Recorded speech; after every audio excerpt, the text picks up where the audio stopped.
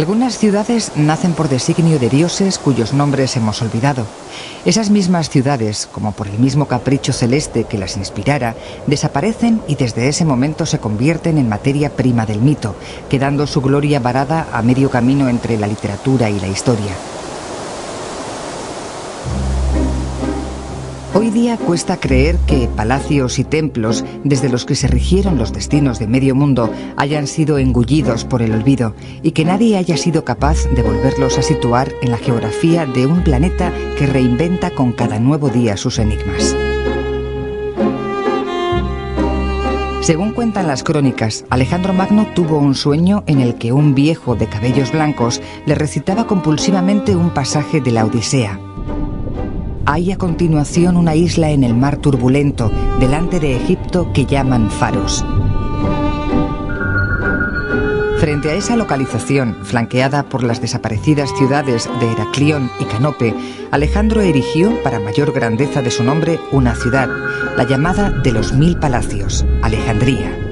Una ciudad cuya esencia milenaria ahora por fin sabemos que se encuentra sumergida bajo las aguas que la vieron alzarse como el núcleo urbano que fuese centro indiscutible de la cultura y del poder de la antigüedad.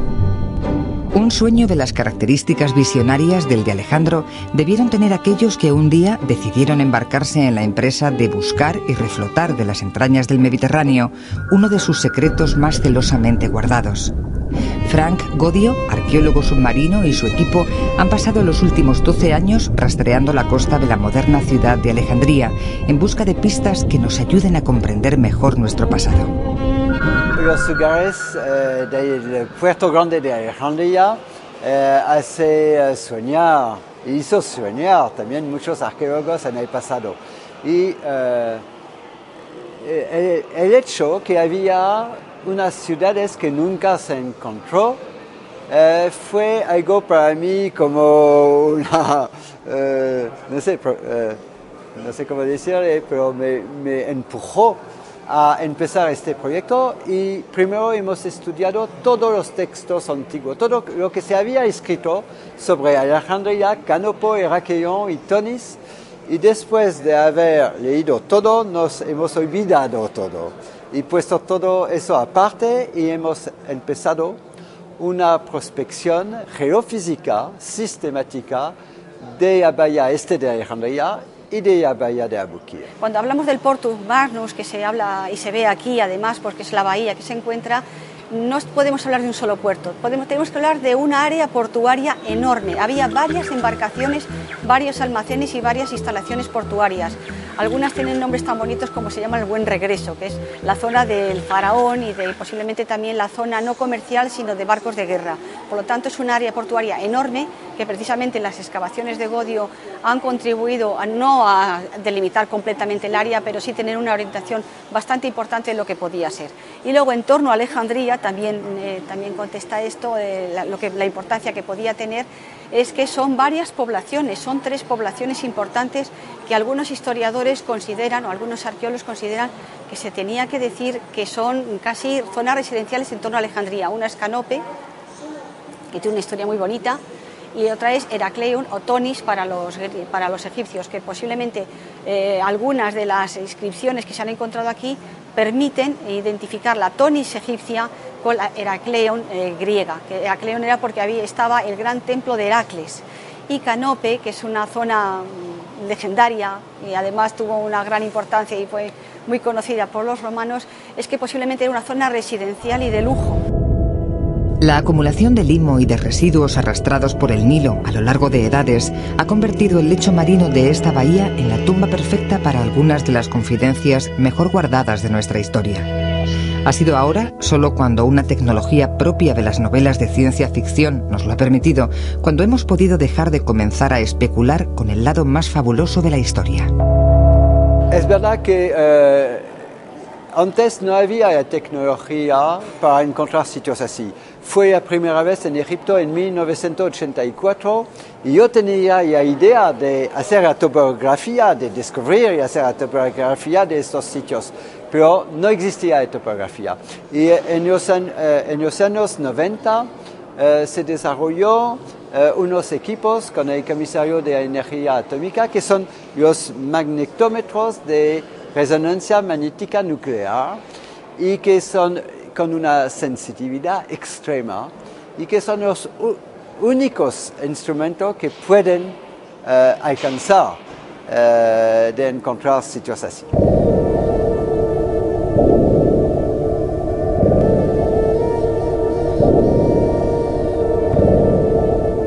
Solo después de unos años, después hemos empezado a comprobar los señales magnéticos y electrónicos que habíamos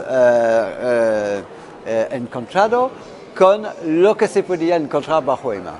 Y cuando se bucea bajo el mar no se encuentra nada, porque todo está cubierto de sedimento. Entonces hemos empezado a hacer excavaciones arqueológicas y la aventura empezó realmente a este momento. A pesar de las modernas técnicas empleadas, algunos de los misterios que envuelven a esta zona, como es la desaparición del faro de Alejandría, descrito como una de las 7 maravillas de la antigüedad, se obstinan en seguir sin ser desvelados. El faro, no hay ningún resto del faro. Yo pienso, es una hipótesis que puede estar ubicado bajo de un dique moderno que fue construida a principios del siglo XX. Las aguas del antiguo Portus Magnus son aguas oscuras, aparentemente impenetrables. Unas aguas a las que, si se les sabe preguntar, parecen saber más de nosotros que nosotros mismos. Sumergirse en ellas es el equivalente a zambullirse en nuestro pasado, en la turbia génesis de nuestra cultura, de nuestras creencias. Además de las características del agua, la extensión de la zona ha sido una de las principales dificultades con las que se ha encontrado el equipo de Frank Godio. Estamos hablando de 600 hectáreas en Alejandría y de 40.000 hectáreas en la bahía de Abukir, en la parte este de la bahía de Abukir. Entonces, eso fue una dificultad muy grande. También, cuando se bucea en esos lugares, la visibilidad es casi nada. Se ve unos centímetros, a lo mejor un metro y medio. Entonces, eso es una dificultad añadida cuando se hace esa excavación, por supuesto. Hasta la llegada relativamente reciente de los sofisticados métodos de prospección arqueológica, todo aquello de lo que disponían los investigadores era su intuición y el estudio de antiguos apólogos casi siempre de inspiración mítica. Canope es un nombre griego y tiene una leyenda magnífica que decía que Canope era el piloto que guiaba la nave de Menelao y Helena, los reyes de Esparta, cuando volvían de la guerra de Troya. Pero Canope, al llegar aquí, desembarca y es mordido por una espiz y muere. Entonces, con gran pena, porque era muy querido por los reyes espartanos, Menelao y Helena de Esparta, o de Troya, como la queramos llamar, entonces le entierran aquí y las lágrimas de Helena hacen que surjan una planta que era muy famosa en Canope, que es el helenio.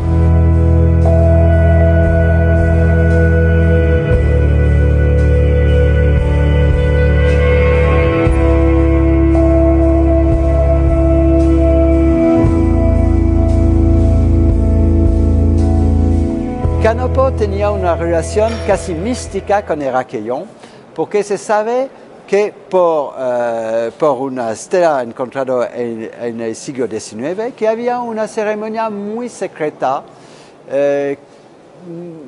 muy poca conocida, y como que era la ceremonia de los misterios, de la celebración de los misterios de Osiris. Y en la historia de Canopo, que se descubrió en el siglo XIX, del decreto de Canopo, se dice que cada año, en el mes de Koyak, Osiris sale de su templo de Heracleión y va en procesión a su santuario de Canopo. Hemos descubierto el santuario de Heracleión, el santuario de Canopo, entonces tenemos esta relación mística entre Canopo y Heracleión. Alejandría es uno de esos lugares cuyo nombre evoca por sí mismo mitos e historias. Un exotismo hipertrofiado y paradójicamente una tendencia compulsiva a la desmemoria.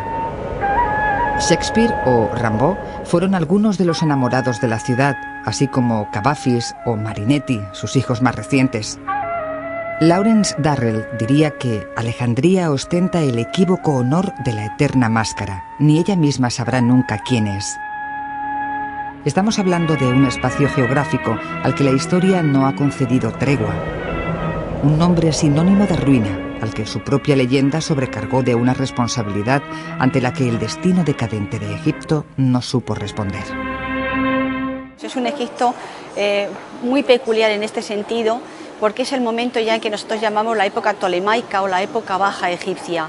Es un momento en que Egipto está absolutamente abierto al Mediterráneo, es un Egipto que está vinculado y que hay una simbiosis perfectamente conseguida entre el mundo griego, el mundo romano e incluso más adelante el mundo bizantino. Y abarca también un periodo muy largo, es un abanico cronológico larguísimo que comprende entre aproximadamente el siglo IV antes de Cristo hasta el siglo VII después de Cristo con la conquista árabe. Entonces, en este Egipto lo que representa, por lo tanto, es el momento en que se vincula desde que se empieza ya la expansión de Alejandro Magno hasta que llega la conquista de Roma. Es un Egipto ya decadente en este sentido y sobre todo decadente desde el punto de vista político, ideológico e incluso económico, porque es un momento en que, aunque tiene un momento, digamos, más importante, más álgido con la implantación de la monarquía de los Ptolomeos, más adelante empezarán las luchas intestinas entre los miembros de las dinastías, hay una enorme corrupción por parte del funcionariado e incluso ya llega a pedir auxilio a Roma. Y Roma al final pues no solamente no se preocupa de mantener, sino que a través de esta inestabilidad, eso de que la división del enemigo es lo que proporciona la victoria, a través de Julio César y bastante con Marco Antonio y fundamentalmente ya con Augusto, en el año 30 a.C. anexiona definitivamente Roma a Egipto.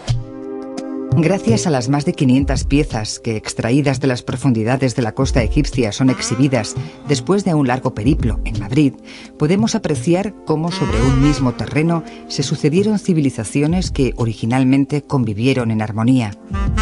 El sincretismo religioso, en lugar del enfrentamiento y la tolerancia, marcaron originalmente el transcurso de la vida y el devenir de una zona que por su prosperidad llegó a ser conocida como la perla del Mediterráneo.